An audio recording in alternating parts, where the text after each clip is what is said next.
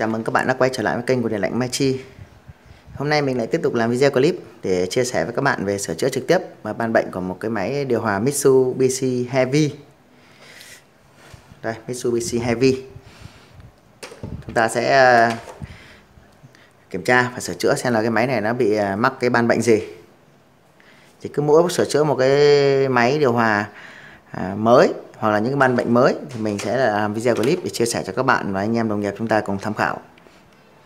Rồi sau đây thì mình sẽ tiến hành cắm điện vào và máy chạy thử lên. Để tiết kiệm cái thời gian quay video clip thì mình sẽ kết nối sẵn tất cả các cái thiết bị ngoại vi cũng như là dây kết nối cho bo mạch để cho đỡ tốn thời gian. Rồi sau đây mình sẽ tiến hành cắm điện vào và chạy thử xem là máy gặp vấn đề gì.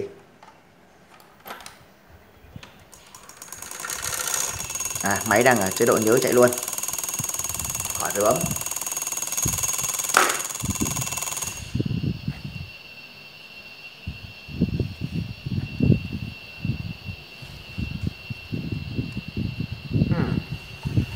Chớp lỗi luôn các bạn ạ. Máy chớp lỗi luôn. Đây mình che với cái đèn flash để cho các bạn xem là nó chớp mấy lần nhá. Ra đếm này. Cái này tối quá ha.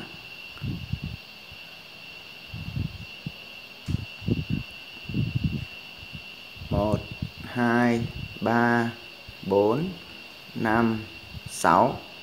Đèn led chớp 6 lần đèn timer các bạn nhá. 3, 4, 5, 6. Rồi ok, như vậy là gì? Máy báo lỗi là gì? Chớp 6 lần đèn timer. Đấy, đây mình cho các bạn xem này. Hơi sáng quá.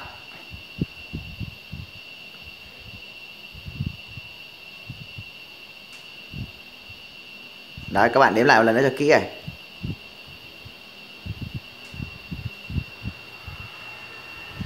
Rồi, như vậy là máy báo lỗi gì? Chớp 6 lần đèn timer. Đây.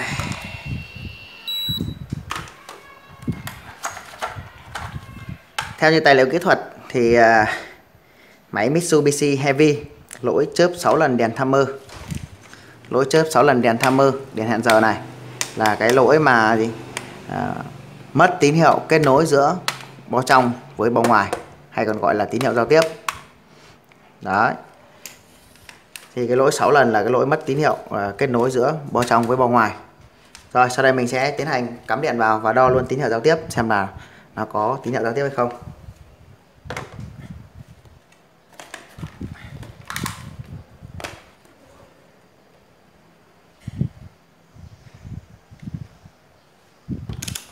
Rồi mình sẽ để cái đồng hồ đo ở đây. Chúng ta sẽ đo chân 23 luôn. Chúng ta sẽ đo chân 23 luôn các bạn nhé.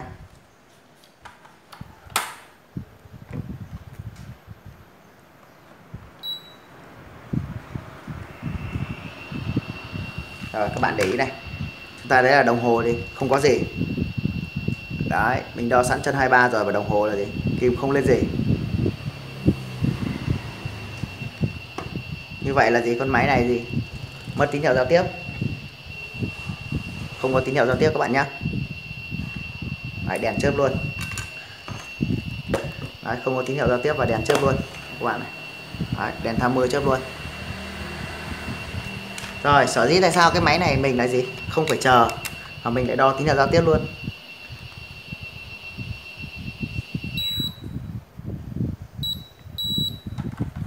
Rồi, tắt máy, tạm thời mình tắt máy đã. Rồi, thì mình phân tích cho các bạn xem là tại sao có một video clip mình thì lại chia sẻ là gì? Phải chờ cái bên trong này gì? Cấp nguồn cho bên ngoài thì chúng ta mới đo được tín hiệu giao tiếp. Mà tại sao máy này mình lại đo được tín hiệu giao tiếp luôn?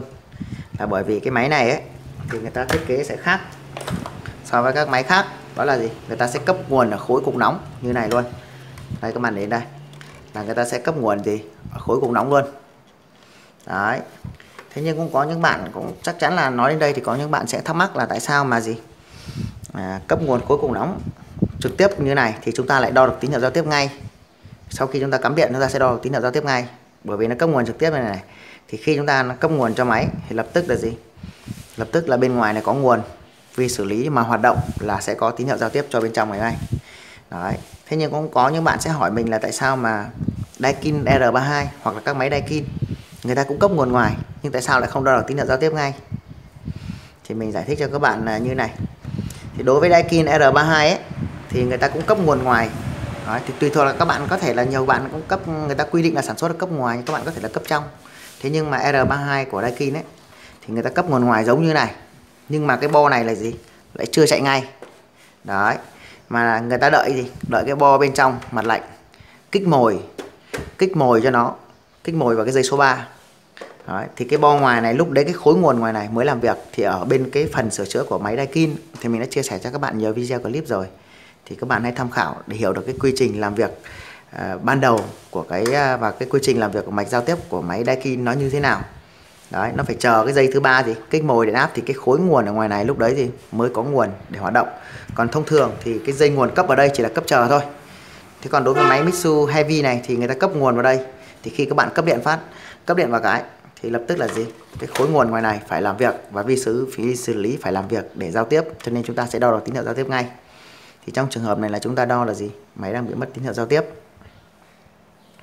Rồi thì sau đây mình sẽ hướng dẫn các bạn, chúng ta sẽ sửa chữa một cái ban bệnh mất giao tiếp chung của một cái máy. Chúng ta sẽ làm những bước cần phải làm những bước như thế nào.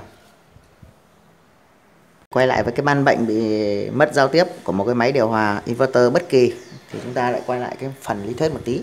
Chúng ta sẽ quay lại một chút về phần lý thuyết để mình sẽ hướng dẫn các bạn là chia sẻ cho các bạn là khi chúng ta gặp cái ban bệnh mất tín hiệu giao tiếp như mình đã chia sẻ ở cái video clip trước ấy, thì để mà sửa chữa một cái ban bệnh mất giao tiếp như này thì chúng ta sẽ cần phải làm những gì và kiểm tra những gì cho một cái máy bị mắc căn bệnh như vậy.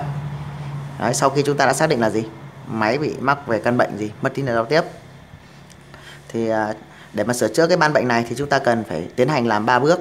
Bước thứ nhất, các bạn kiểm tra cho mình là gì? Dây kết nối. Đó. Thế thì ở trong cái bước kiểm tra dây kết nối này thì khi ở trên máy còn ở trên nhà khách ấy, thì các bạn sẽ kiểm tra dây dẫn cho mình. Chứ còn thực tế thì khi mà mình đã sửa bo kết nối như này, mình kết nối bằng cái dây mình sửa chữa hàng ngày này thì cái bước này mình sẽ bỏ qua. Thì còn khi mà sửa chữa thực tế thì các bạn phải kiểm tra dây kết nối ở tại nhà khách hàng. Bước thứ hai để chúng ta chuyển qua kiểm tra là gì? Xem là cái vi xử lý ở cái dàn nóng này nó đã chạy hay chưa. Bởi vì khi mà có điện làm việc cái thì vi xử lý dàn nóng gì? Theo nguyên lý mình chia sẻ là vi xử lý dàn nóng gì? Phải phát lệnh giao tiếp đi trước cho bo dàn lệnh.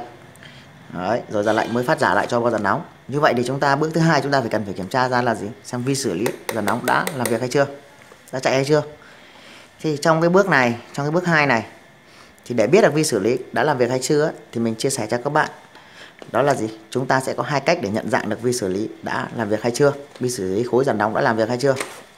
Thứ nhất là đối với cái loại dàn nóng ấy, mà ở vi xử lý ấy, hoặc ở bo dàn nóng ấy, nó có cái đèn led để chớp ấy, nó có cái đèn led ấy, thì các bạn dựa vào cái đèn led đó, nếu cái đèn led đó mà gì đang sáng và chớp thì các bạn sẽ khẳng định được 2 yếu tố, đó là gì? Đèn led mà sáng và đang chớp thì thể hiện là cái khối nguồn ở cái bo cục nóng này đang làm việc, đã có nguồn và vi xử lý đã chạy thì cái đèn led mới chớp được các bạn nhé. Rồi, thế còn đối với những cái bo mạch gì mà không có đèn led để chớp như vậy thì chúng ta để biết được là vi xử lý có làm việc hay không thì các bạn sẽ phải dựa vào một là các bạn phải để ý xem là gì, cái dơ le ở trên, bất kỳ một cái dơ le nào ở trên cái gì, ở trên cái bo dàn nóng này nó đã đóng hay chưa. Các bạn sẽ lắng nghe xem nó đóng tạch hay chưa. Nếu nó đã đóng tạch thì chứng tỏ là vi xử lý đã chạy và nguồn cấp đã có thì nó mới điều khiển đóng dơ le đóng được, bất kể là dơ le nào các bạn nhé. Thứ hai, để kiểm tra được cái vi xử lý đã chạy hay chưa thì các bạn phải quay về cái bài học là gì, các điều kiện cần và đủ để cho vi xử lý làm việc. Thì các bạn phải kiểm tra nguồn cấp, rồi các cái điều kiện như mình đã chia sẻ. Điều kiện nguồn cấp là điều kiện đầu tiên, rồi các cái điều kiện khác còn lại để cho vi xử lý làm việc thì mình đã chia sẻ một cái bài trong các video clip trước thì mình không tiện nói lại, thì các bạn sẽ kiểm tra. Ở đây mình sẽ chỉ hướng dẫn các cái khối kiểm tra thôi, chúng ta sẽ kiểm tra theo các bước dạng khối đó. Thì các bạn sẽ phân biệt ra cho mình là đối với cái bước thứ hai này là cái bước chúng ta sẽ kiểm tra xem vi xử lý dàn nóng này đã chạy hay chưa, thì chúng ta sẽ phân thành 2 loại, là loại bo cục nóng gì có đèn led giống như Daikin, Sharp, LG hay gì đó, thì cái loại có đèn led thì chúng ta sẽ để ý xem đèn led nó sáng và chớp hay chưa. Nếu đèn led đã sáng và chớp thì chúng ta khẳng định được là gì, khối nguồn ở bo cục nóng đã ok và vi xử lý đã chạy rồi các bạn nhé. Thế còn loại mà không có gì, không có led Như cái con máy này, hiện tại thì máy này thì không có led, mà không có led thì chúng ta sẽ phải kiểm tra các cái điều kiện liên quan để cho vi xử lý làm việc, mà chúng ta mới biết được là vi xử lý đã chạy hay chưa. Thì hoặc là chúng ta có thể để ý xem là gì, khi chúng ta cấp điện vào thì chúng ta sẽ lắng nghe xem cái bo cục nóng này nó đã có con dơ le nào đóng chưa. Chỉ cần có con dơ le nào đóng tạch thì các bạn nghe thấy là như vậy là vi xử lý đã làm việc, thì nó mới điều khiển đóng dơ le được các bạn nhé. Rồi, nếu mà bước thứ hai chúng ta đã kiểm tra được rồi thì chúng ta chuyển qua bước thứ ba. Bước thứ ba là chúng ta sẽ kiểm tra gì, cái mạch giao tiếp này. Trong cái bước thứ ba này thì trong cái bước thứ ba là bước kiểm tra mạch giao tiếp này thì chúng ta sẽ phải kiểm tra những gì trong bước này. Đấy, sau khi chúng ta đã khẳng định là gì, dây kết nối tốt, vi xử lý dàn nóng đã hoạt động. Đấy, chúng ta sẽ kiểm tra bước thứ ba là kiểm tra cái mạch giao tiếp của nó. Thì để kiểm tra cái mạch giao tiếp thì chúng ta sẽ đầu tiên chúng ta sẽ phải kiểm tra là gì, nguồn cấp cho cái mạch giao tiếp, cái nguồn cấp nuôi cho cái khối mạch giao tiếp. Thứ hai là chúng ta sẽ kiểm tra gì, IC quang giao tiếp. Đấy, như cái bài mình đã chia sẻ hôm trước. Các bạn nào vào sau mà chưa xem được, các bạn cứ xem lại các video trước mình đã hướng dẫn thì các bạn sẽ nắm được. Rồi chúng ta sẽ kiểm tra là gì, bóng bán dẫn và điện trở đường lệnh. Đấy, đường lệnh phát tín hiệu giao tiếp đến IC quang giao tiếp. Đấy, ở trong cái bước thứ ba này, nếu mà chúng ta phải kiểm tra đến cái bước thứ ba này thì chúng ta sẽ kiểm tra những vấn đề đó. Thứ nhất là gì, nguồn cấp khối giao tiếp này, IC quang giao tiếp này, bóng bán dẫn và cái đường lệnh phát tín hiệu giao tiếp. Rồi, thế thì quay lại trở lại với cái máy này. Thì cái bước thứ nhất chúng ta có thể bỏ qua bởi vì dây kết nối này gì mình đã ok. Mình sẽ bước vào bước thứ hai là kiểm tra xem vi xử lý dàn nóng đã chạy hay chưa. Rồi, để biết được vi xử lý dàn nóng đã chạy hay chưa thì cái loại này lại rơi đúng vào cái trường hợp là gì, không có led ở bo cục nóng, cho nên chúng ta nhìn vào sẽ không biết được vi xử lý đã chạy hay chưa. Vậy để kiểm tra được vi xử lý chạy hay chưa thì chúng ta sẽ lắng nghe xem có con dơ le nào đóng không khi chúng ta cấp nguồn cho nó, và chúng ta sẽ đo các cái nguồn cấp cho vi xử lý, các nguồn cấp đầu ra của khối nguồn xem đã có nguồn hay chưa.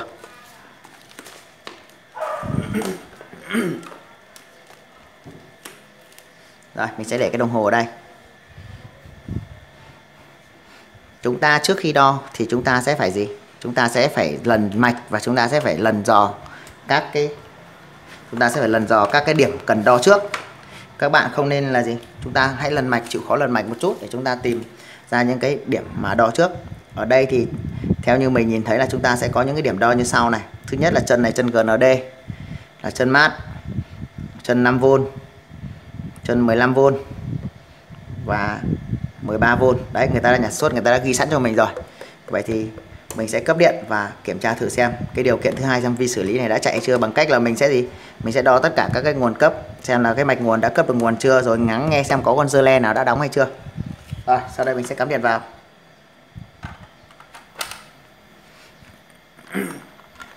Cái này cắm điện vào là gì, nó đã chạy ngay luôn các bạn nhé. Các bạn nào thích thì chúng ta có thể bật máy lên hoặc không bật cũng được. Rồi, mình sẽ để đồng hồ thang đo 50V, mình sẽ đo gì, mình sẽ đo nguồn 13V này xem có chưa. 13V có một tí xíu. 13V thì được bao nhiêu V đây? Hạ thang 10 xem nào. 13V thì chỉ có 5V thôi các bạn nhá. Chúng ta đo luôn nguồn 5V. Nguồn 5V không có gì. Nguồn 15V. Nguồn 15V gì? Các bạn thấy là gì? Kim bung lên rồi về. Đấy. Lại mất luôn. Đấy, kim bung lên rồi lại về. Như vậy là nguồn 15V đang bị dao động. Nguồn 5V thì chưa có các bạn nhá. Nguồn 5V đang mất. Rồi, thôi mình tạm thời mình tắt máy và rút điện đã.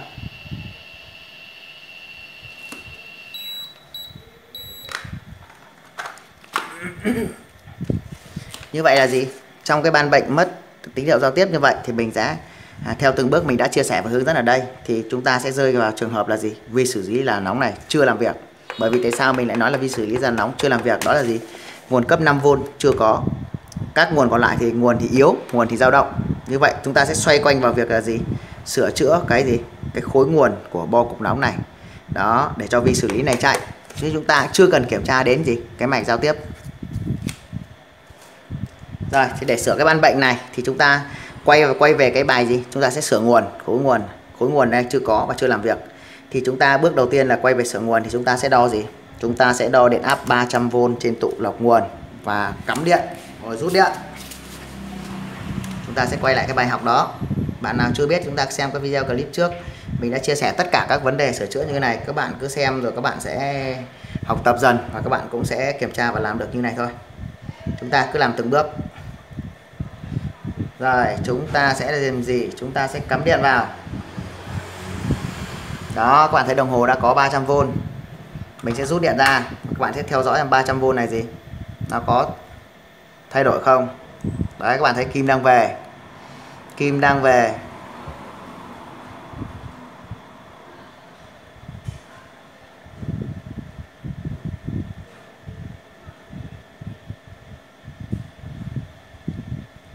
Đó, kim đang về, kim vẫn đang về, đang dần về không. Rồi khi mà gì nguồn đầu ra của chúng ta không có, hoặc là nguồn đầu ra gì bị dao động, thì các bạn thấy là gì, chúng ta cắm điện vào và rút điện ra, cái nguồn 300V này vẫn tụt giảm về không. Như vậy chúng ta sẽ khẳng định được là vi xử lý này gì IC nguồn, xin lỗi các bạn, là IC nguồn này gì vẫn đang dao động, vẫn đang ngắt mở dao động. Đấy, vậy thì nguyên nhân nào sẽ làm cho gì cái nguồn đầu ra này không có mà trong khi IC vẫn đang ngắt mở dao động như vậy? Vì nó ngắt mở dao động thì nó mới gì sử dụng hết cái nguồn 300V tích trữ trên tụ này. Rồi thế thì để có hai lý do là cái gì, để có hai lý do để dẫn đến cái hiện tượng là gì, khi nguồn 300V vẫn sụt giảm mà đầu ra không có hoặc là gì bị dao động, thì có hai lý do. Thứ nhất, một là các bạn sẽ kiểm tra cho mình tất cả các chạm chập của các cái nguồn đầu ra thứ cấp bên này. Thứ hai là các bạn kiểm tra cho mình là cái IC quang hồi tiếp xem là nó có vấn đề gì không. Đấy, thì chúng ta sẽ kiểm tra từng bước một. Đầu tiên chúng ta sẽ kiểm tra xem có chạm chập cái nguồn nào bên thứ cấp hay không. Bằng cách là gì? Bằng cách là mình đã chia sẻ với các bạn rồi, để kiểm tra chạm chập nguồn bên thứ cấp thì các bạn sẽ sử dụng đồng hồ thang đo nhân 1 thôi. Các bạn sẽ gì đo và đảo chiều quay đo trên cái tụ lọc nguồn của mỗi cái nguồn. Ở đây theo như mình nhìn thì mình sẽ thấy là có 3 nguồn ra. Nguồn thứ nhất là ra gì 13V, nguồn thứ hai 5V và nguồn thứ ba là 15V để cấp cho khối công suất làm việc. Vậy thì chúng ta sẽ đo từng cái nguồn một.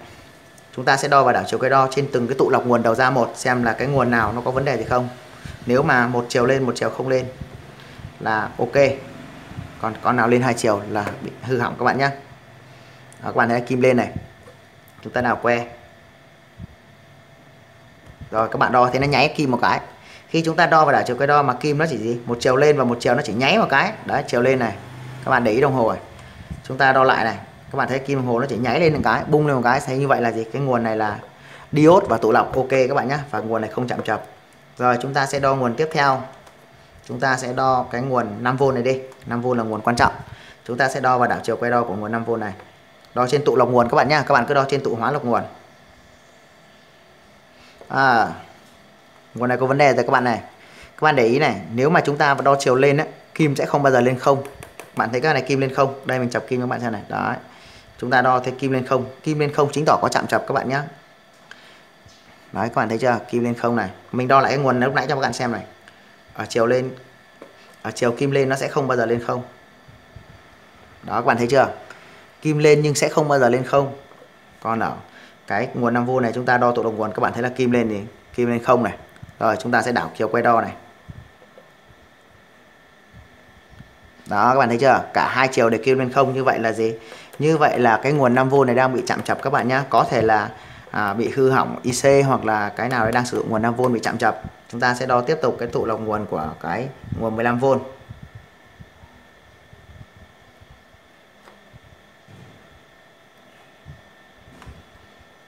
Đâu diode nguồn 15V đâu? Đây ok. Xin lỗi các bạn, đây đi tụ lọc nguồn 15V đây. Mình thử xem nào. Đấy, kim lên các bạn nhé. Kim không bao giờ lên không các bạn ạ. Rồi.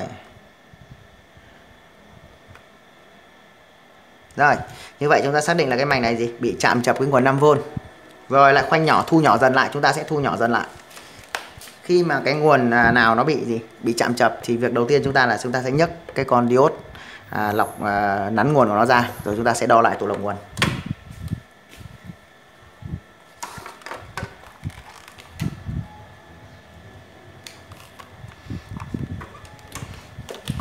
Nguồn 5V này thì sử dụng diode dán, chúng ta sẽ nhấc nó ra. Đầu tiên là chúng ta phải nhấc con diode nắn của nó lên. Rồi chúng ta sẽ tiến hành đo lại gì? Tụ lọc nguồn. Đây mình sẽ hàn nhờ vào cái mũi thiếc này các bạn nhé.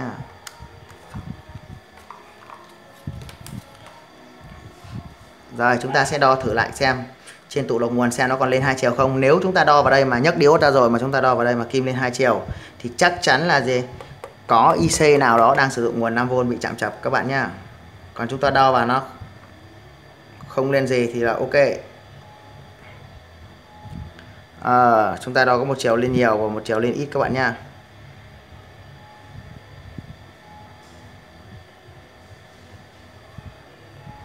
Rồi chúng ta sẽ tiến hành đo gì? Đo con diode. Kim lên. Kim lên luôn. Rồi như vậy là gì? Con diode này chắc chắn bị hư hỏng các bạn nhé. Nhưng ở đây chúng ta đo thang X1 là chúng ta thấy là gì? Kim vẫn lên 2 chiều nhưng một chiều lên nhỏ thôi. Trong trường hợp mà kim lên 2 chiều này các bạn cũng cần phải đề phòng, bởi vì là gì?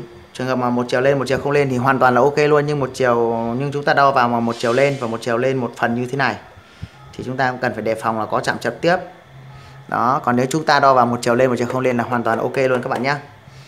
Thế thì để loại trừ thì trước tiên chúng ta cứ thay thế con diode chết này và chúng ta thử xem nó có nguồn hay không. Đấy, các bạn này, chúng ta đo X1 đã thông luôn này. Rồi các bạn chờ tí, mình sẽ lấy diode để kiểm tra.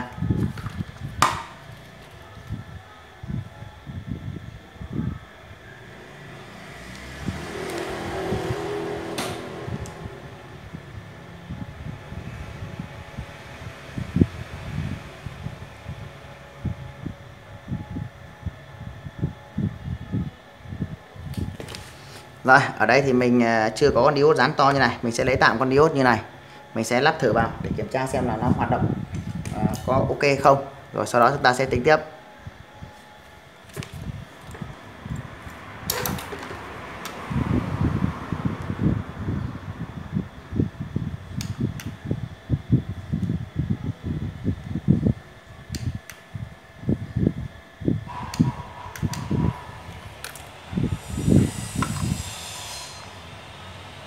Rồi mình sẽ tiến hành hàn con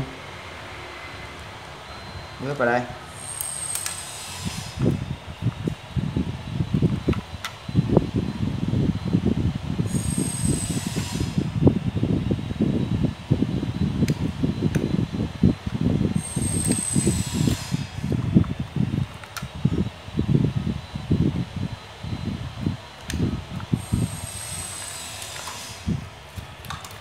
Rồi sau khi hàn con diode vào thì trước khi cắm điện chúng ta sẽ đo thử vào cái chân chân tụ lọc nguồn này cho mình. Chúng ta sẽ thấy là có một chiều lên và một chiều vẫn là lên ít. Đấy, các bạn thấy gì? Một chiều lên và một chiều vẫn là gì? Lên ít các bạn nhá. Như vậy là đề phòng là vẫn chạm trập các bạn nhá. Nhưng mà mình cũng sẽ cấp điện thử nháy một cái xem nó có nguồn hay không. Nó phải một chiều lên một chiều không lên giống như các cái nguồn khác các bạn nhá. Cái gì hư hỏng thì cũng phải có lý do, như vậy chúng ta phải tìm lý do của nó. Rồi chúng mình sẽ cấp nháy một cái xem nó đã có nguồn hay chưa. Chúng ta sẽ đo sẵn luôn, cái nguồn 5V như này. Chúng ta sẽ đo sẵn cho mình cái nguồn 5V như này luôn. Rồi các bạn sẽ cấp nháy phích điện cho mình cái.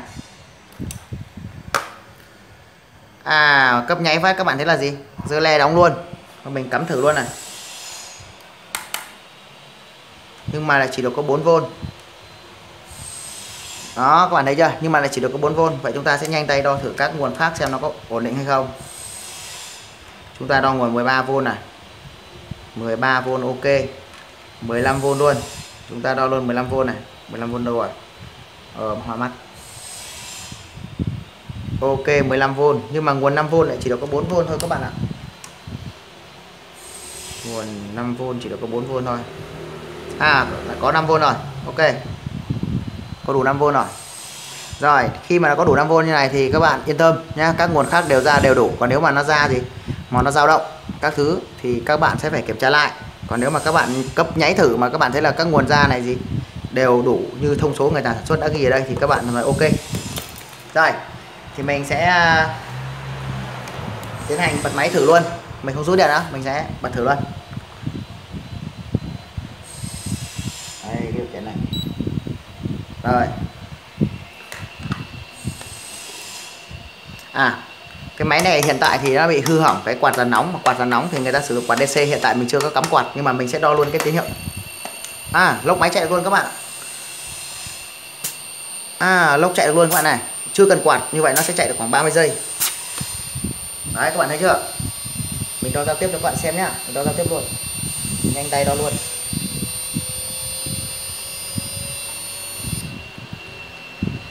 Chạy 30 giây nó ngắt các bạn nhá, chạy chưa được các bạn để ý tín hiệu giao tiếp này.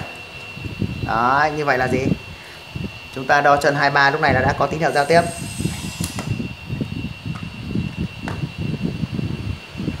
Đo thang 10V thì nó lại hơi quá, các bạn lo thang 50V thì nó hơi nhỏ. Đó, các bạn thấy chưa?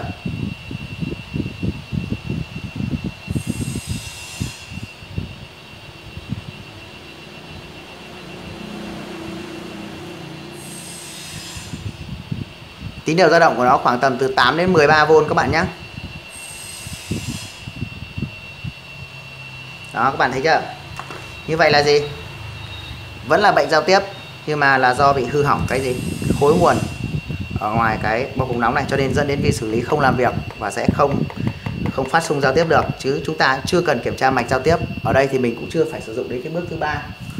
Chúng ta cũng chưa phải sử dụng đến cái bước thứ ba là kiểm tra cái mạch giao tiếp. Chúng ta sẽ kiểm tra tuần tự như này. Đây mình sẽ làm video clip để chia sẻ cho các bạn, để chúng ta nắm được cái quy trình sửa chữa một cái ban bệnh mất tín hiệu giao tiếp như này. Chúng ta kiểm tra từng bước một như này. Đấy, các bạn thấy là chúng ta chỉ kiểm tra đến bước thứ hai thôi, nó đã ra vấn đề rồi, chứ chưa cần kiểm tra đến bước thứ ba. Rồi, như vậy là nó không có cái quạt này thì chúng ta chỉ thử lốc được khoảng tầm là gì? 15 đến 30 giây thôi.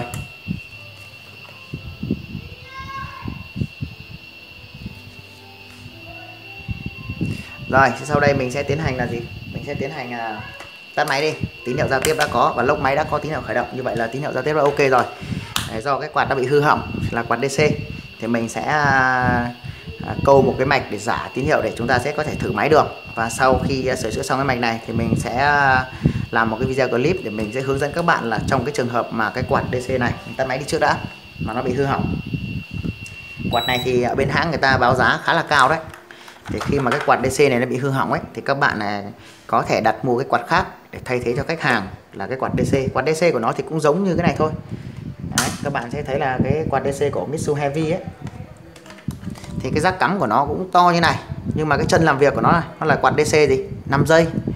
5 giây và là loại quạt là gì? Có bo công suất nằm bên trong. Như hôm trước mình đã chia sẻ video clip cho các bạn là quạt DC 5 giây mà có cấp nguồn 300V vào. Như vậy là nó gì? Có mạch công suất ở bên trong. Và các cái dây làm việc nó giống như này. Quạt cùng nóng của Mitsubishi Heavy thì giống hệt như là gì? Cái rắc cắm và màu dây giống hệt như quạt mặt lạnh luôn. Rồi thì mình sẽ lai chế tạm để mình chạy thử máy. Thế còn sau khi sửa chữa xong thì mình sẽ làm clip để hướng dẫn chia sẻ cho các bạn cách để mà chúng ta xử lý cái khắc phục cái trường hợp mà nó bị hư hỏng cái quạt đàn nóng là quạt DC như này mà cái chi phí của nó quá lớn, dẫn đến là nhiều khi khách hàng cũng khó chấp nhận. Thì các bạn sẽ có nhiều phương án để cho khách hàng lựa chọn. Một là các bạn sẽ mua lại gì đúng cái quạt chính hãng của hãng như này với cái chi phí cũng tương đối là đắt đỏ. Hai là chúng ta sẽ lai chế cái quạt này chạy ở dạng gì? Quạt AC thông thường như này. Đây, các bạn có thể lai chế cái quạt bằng cái quạt này, bằng cái quạt AC thông thường chạy tụ như này cho khách hàng.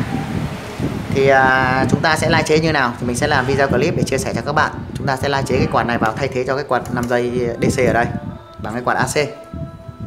Rồi, thì còn bây giờ thì mình sẽ lai chế để chạy thử máy bằng phương pháp chúng ta bằng phương pháp khác. Phương pháp chúng ta sẽ giả tín hiệu. Đầu tiên mình sẽ đo lại tín hiệu của các cái chân của nó, mình cắm điện vào. Rồi mình sẽ đo các chân tín hiệu của nó. 300V này. Đầu tiên chúng ta đo là gì? Tín hiệu 300V này. Ok, 300V. Chúng ta sẽ đo gì? Chân 15V.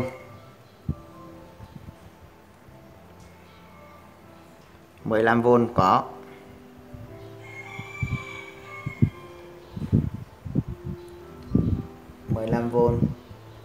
Rồi.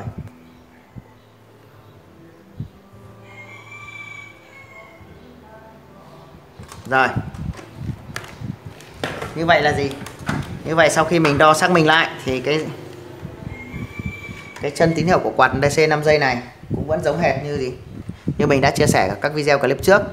Thì dây đỏ là dây cấp nguồn VCC 300V, dây đen là dây mát, dây trắng là dây nguồn 15V và dây vàng là dây lệnh thay đổi tốc độ, dây xanh là dây tín hiệu phản hồi. Vậy chúng ta sẽ quan tâm đến 3 dây. Đó là gì? Dây đen là dây mát, dây trắng là vị trí tiếp theo là dây trắng là cái vị trí 15V, chúng ta sẽ quan tâm đến 3 cái dây này, và dây xanh dây tín hiệu phản hồi thì chúng ta sẽ câu cái mạch lai chế 555 vào vị trí đó.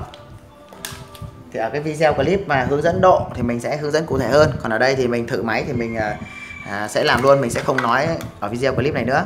Thì các bạn muốn hiểu cái vấn đề đó thì các bạn hãy xem cái video clip trước đó, cũng như là các video mà mình sẽ làm để chia sẻ về độ quạt.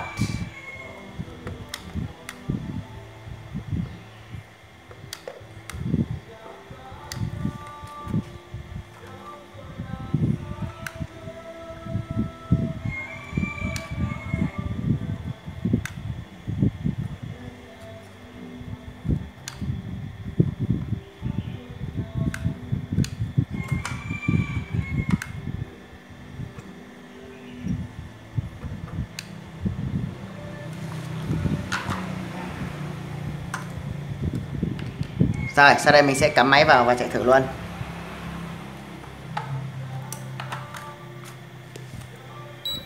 Rồi, mình sẽ bật máy luôn.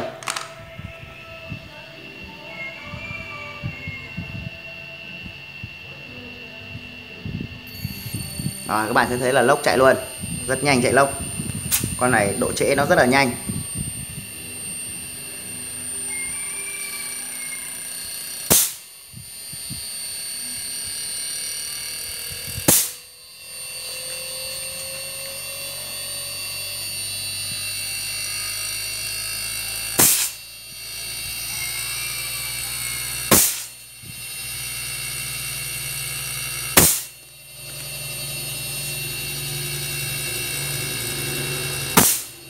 Đây, như vậy là lốc chạy rất ok các bạn ạ.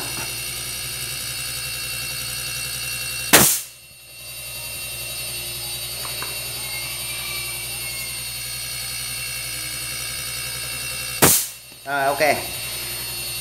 Như vậy là vừa rồi mình đã chia sẻ cho các bạn là sửa chữa trực tiếp một cái ban bệnh mất tín hiệu giao tiếp và bị báo lỗi chớp đèn timer 6 lần của máy điều hòa Mitsubishi Heavy. Và bây giờ thì mình đã sửa chữa xong, máy đã chạy ok. Thì mình cũng xin kết thúc video hướng dẫn và chia sẻ ở đây. Thì cái video mà độ cái quạt DC cho cái máy như này thì mình sẽ làm ở cái video clip khác để cho các bạn tham khảo, bởi vì thời lượng video quá dài. Mong các bạn thông cảm.